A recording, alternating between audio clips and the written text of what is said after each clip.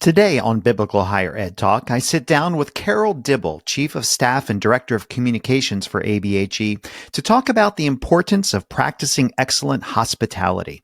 From hosting students, employees, donors, and community guests, what are the keys to making sure your on-campus guests feel welcome?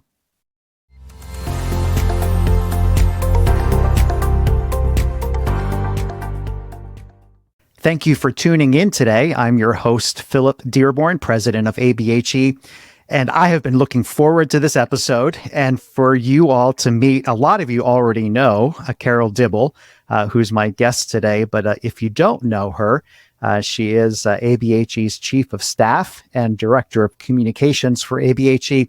And the way I describe Carol is she's basically the glue that holds all of us together. We are literally a staff that's around the country, at times around the world.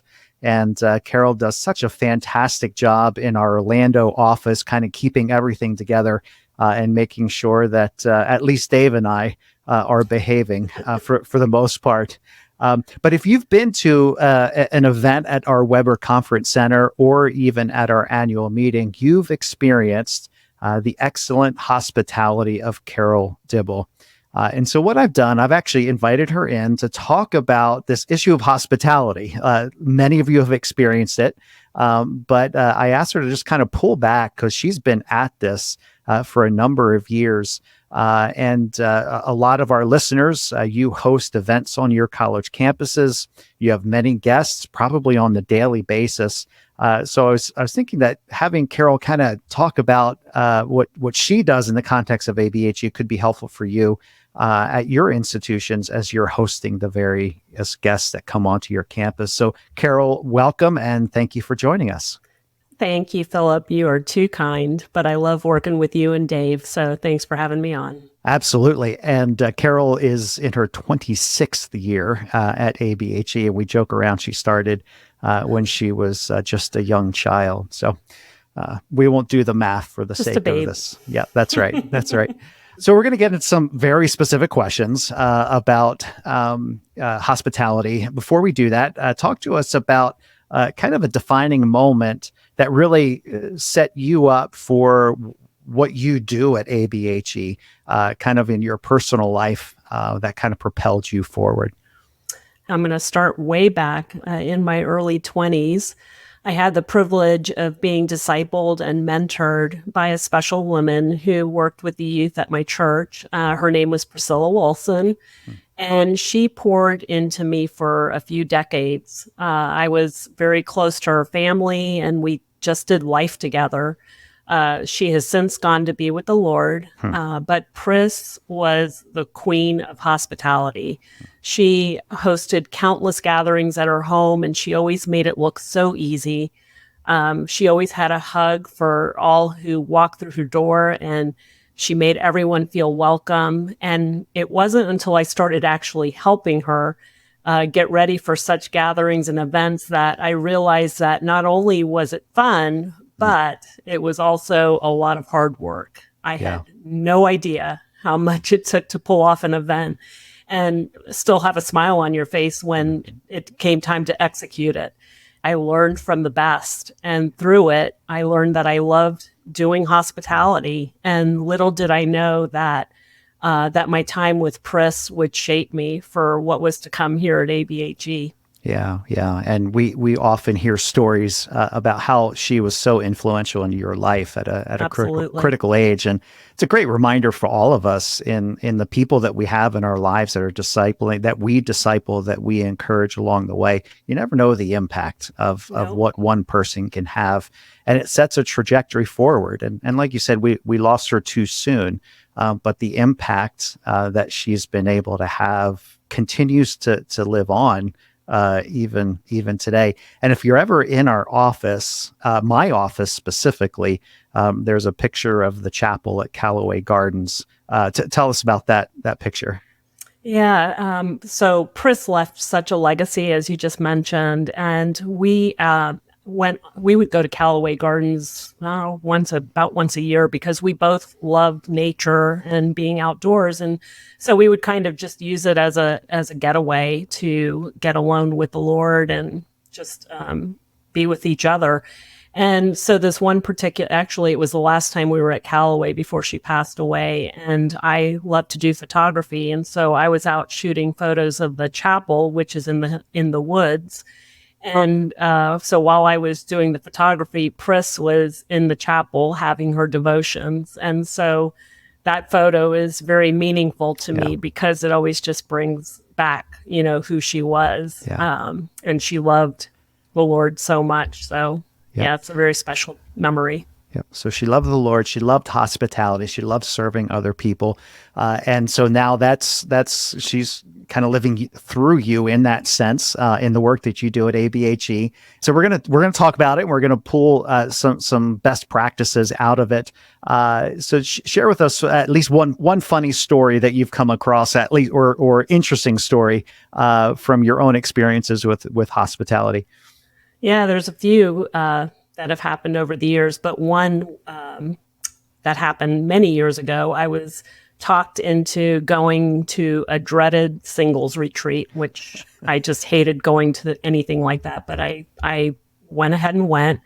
And sure enough, it was one of the worst events that I ever attended. When we got there was no organization. There was nothing planned for group activities, and it was just poorly run.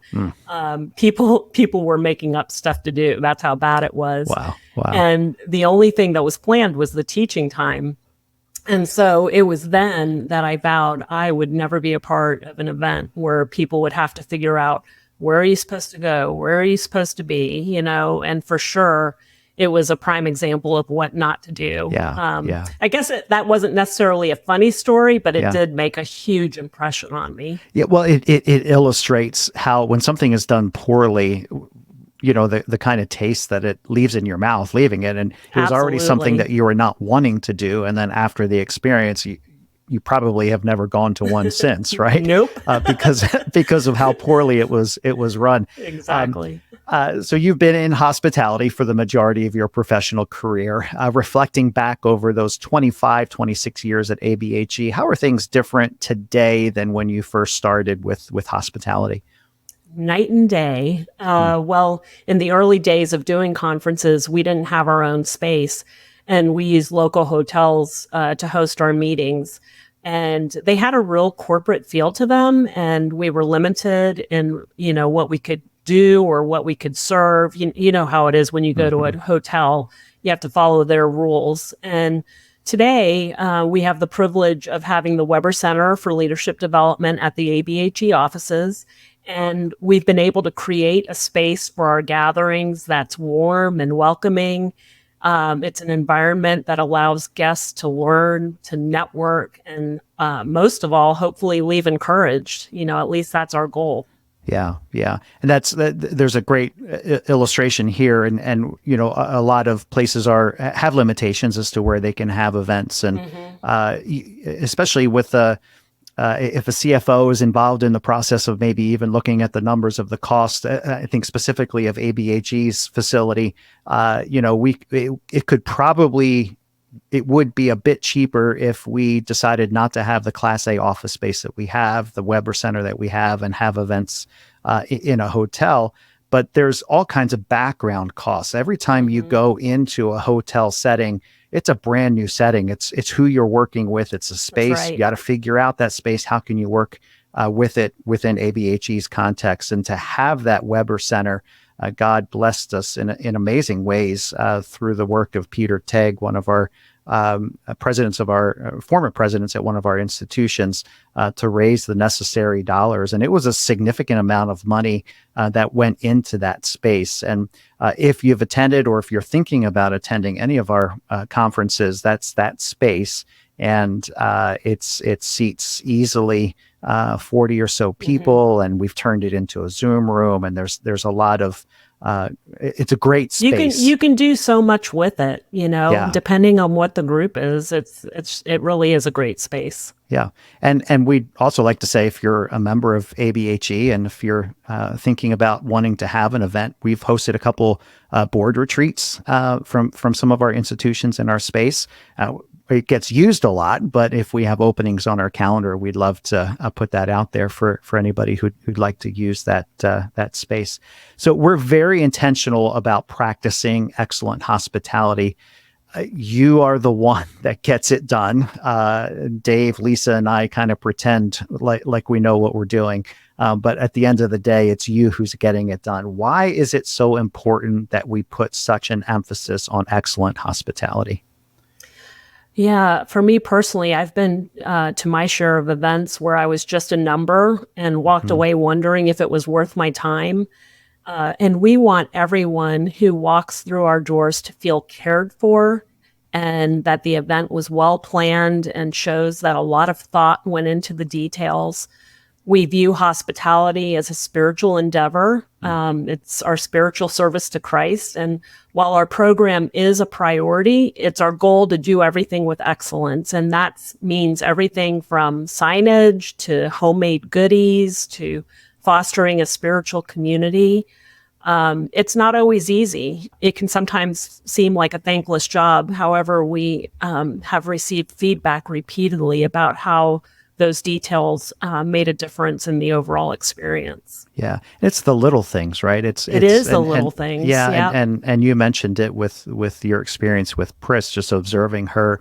You were the recipient of her hospitality, but then when you actually saw what all of the work that's involved with it, and yet to still have a smile on your face, knowing the pressures that are coming. And I think about our annual meetings, where it's just a phenomenal experience for the guests. And that always comes through in our evaluations of just the incredible hospitality. Well, it's a lot of work and a lot of attention to the little things. And that's what matters. Yeah, we can pull off an event. You can be treated like you're a number. It can actually be a good event, but it's like that, the little things that are added along the way that just make it so much more of an experience. You also mentioned the spiritual aspect of it. And I think sometimes we forget that hospitality is a spiritual gift.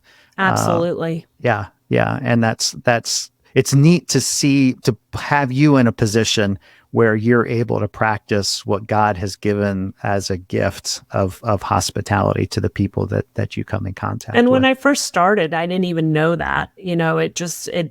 As the years went on, I just realized, wow, I really enjoy doing this, and it is hard. And then I realized not everybody can do this. There's a lot of people, if you either have the gift or you don't, so you have to be intentional about it.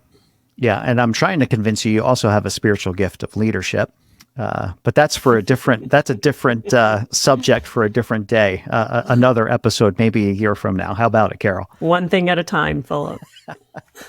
So our members, and I mentioned this at the top of the show, they're always practicing some form of hospitality. Students, events, donor events. What would you say, as you reflect back, are the top 3 most important elements in practicing excellent hospitality? I would say number 1, be intentional. We just talked about that. Preparation is key. Start with the end in mind, as my friend Dave always says. Create your pre-event list, your during the event list, your post-event list.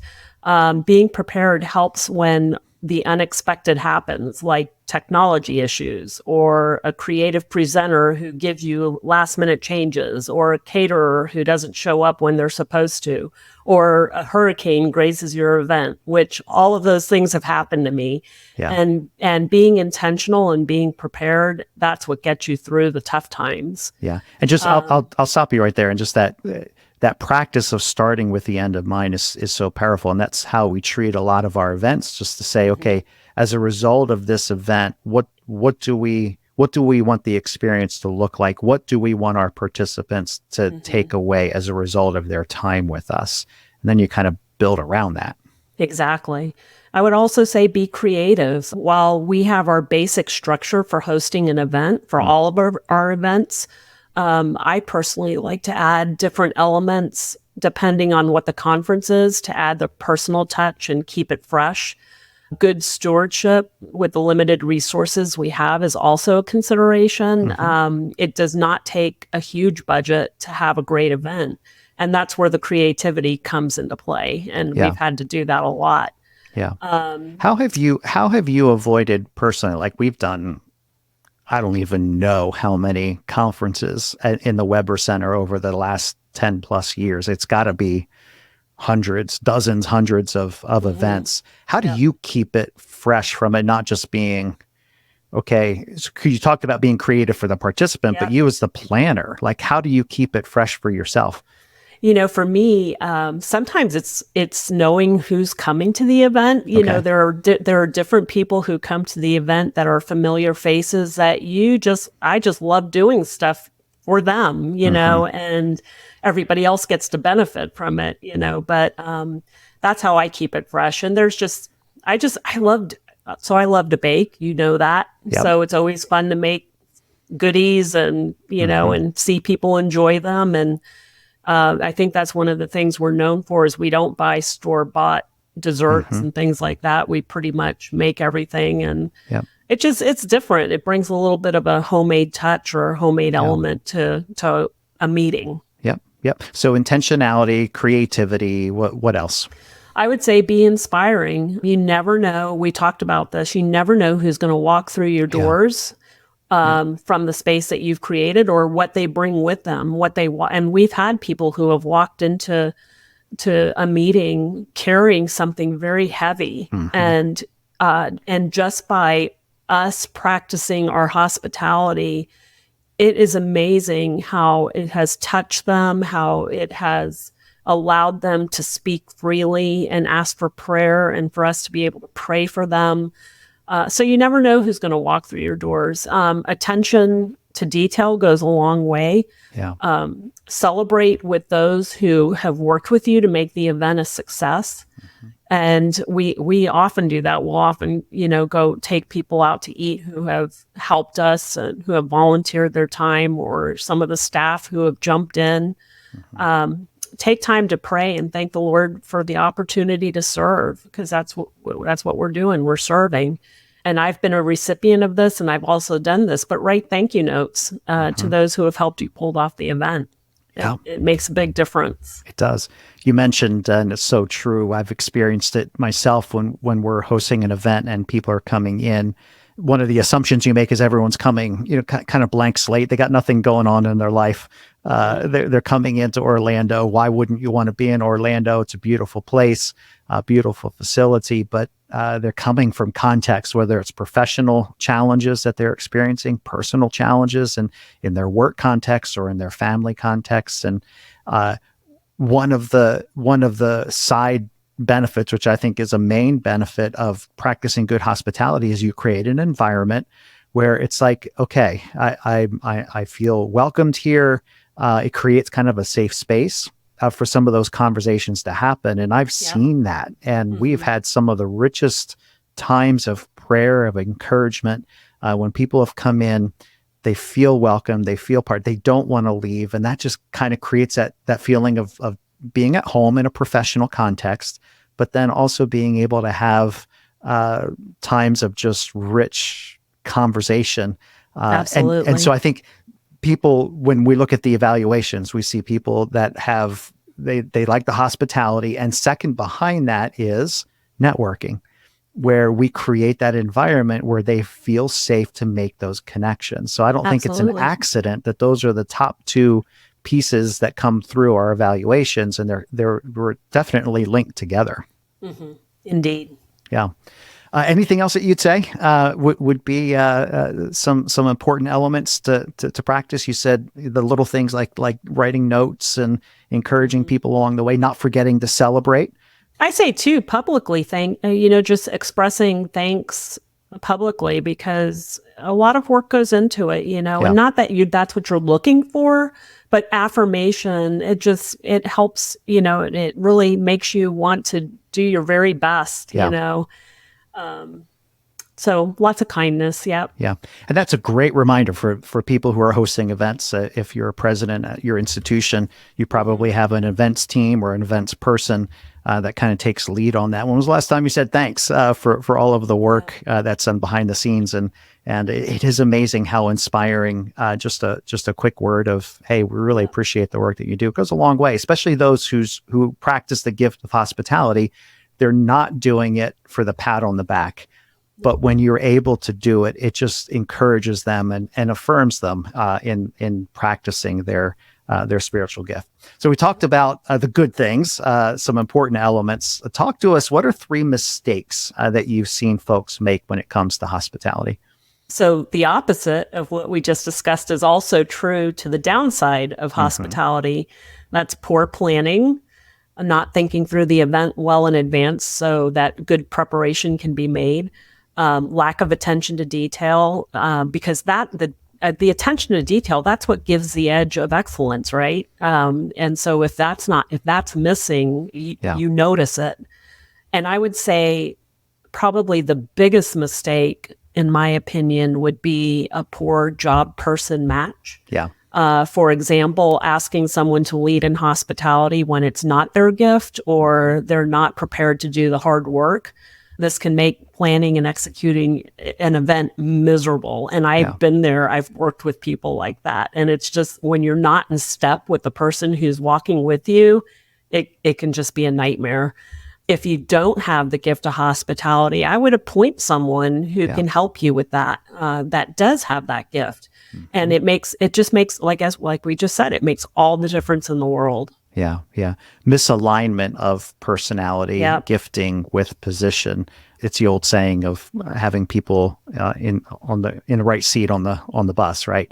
And that applies for hospitality, because especially with how repetitive it is and how many times we're hosting people on our campus. For those who are in the hospitality side of your campus, maybe they can pull off an event once, but to pull it off with excellence time and time and time again, if they're not set up for it personality wise or gifting wise, it's a disaster. You can tell. Yeah, you can really, really tell by the experiences. So the Weber Center, we've purposely put that together. There's a lot of detail in there, not just the Weber Center itself, but also the office space. So talk to us about that. We just recently did a little bit of a rehab that included some specific design messaging of our space. How did you approach it, and why are those aspects so important? 13 years ago, we received a major gift from a donor, Henry Weber, who you mentioned, and it's also who our conference space is named after. And we had an opportunity at that point to design, to reimagine what this conference space could look like. And we wanted our space to reflect our mission. As I mentioned before, I love photography, and I wanted to fill our walls with photos of the students we serve through our member institutions. I don't often have the opportunity to visit our campuses, so it was important to me to visually have that reminder that this is why I do what I do. To have those students' faces in front of me, it just really makes me motivated, to want to do the best, to have our space reflect that. And a funny story that I like to tell, this was years ago when we first were redoing the spaces, and I had in mind what I wanted to accomplish. And I shared my idea with Dave Metters, our colleague, and he was so excited that he was ready to pull out his graph paper so that he could sketch it out, because that's how he did things. And if you know Dave, he loves to do that kind of thing. And to our younger listeners, graph paper is this amazing technology. I'm just kidding. And I smiled and I didn't say anything. And I went back to my office and I pulled up InDesign, which is a program that I use, and sketched out the different walls with all the photos to scale. 45 minutes later, I walked into his office with the blueprint of what our walls actually now look like. And needless to say, he sheepishly put his graph paper away. It was really funny. But bottom line, our goal was to have a professional space that communicates in a visual way who we are and who we serve. As you said, we also have our mission and vision statements clearly displayed in a creative way, as well as our staff core values. And it's been fun to see folks study the photos of students across ABHE, and you see pride in their faces when they recognize their students on our walls. Right. And it's really a lot of fun. Yeah. It reminds me of a story of recently in the CIC offices in Washington, D.C., the Council for Independent Colleges and Universities, and they experienced recently a presidential change. And I got to tour their office, and in a very similar way, they had walls filled with pictures of students from their various campuses that were members. And the person I was with told me an interesting story that that's something that the new president brought in, because prior to that, the pictures were of college buildings, of some of the buildings on the campuses. And that new president came in and said, you know what, we're not about buildings. We're about students that we serve. And to make that connection to those that come into that space, that's talk about doing the little things, right? The difference between showcasing beautiful buildings on our campuses versus the faces of the beautiful students on our campuses. Absolutely. And so, like you said, we've been very intentional. We've got the mission statement in our office. We've got the vision statement. And then core values. Core values is how we as staff members treat each other as we do carry out the work of ABHE. And those are all intentional and visual to the guests that we have. One, we want them to experience, okay, this is who we are. This is our why. This is where we're going. That's our vision. And our core values is how we treat each other.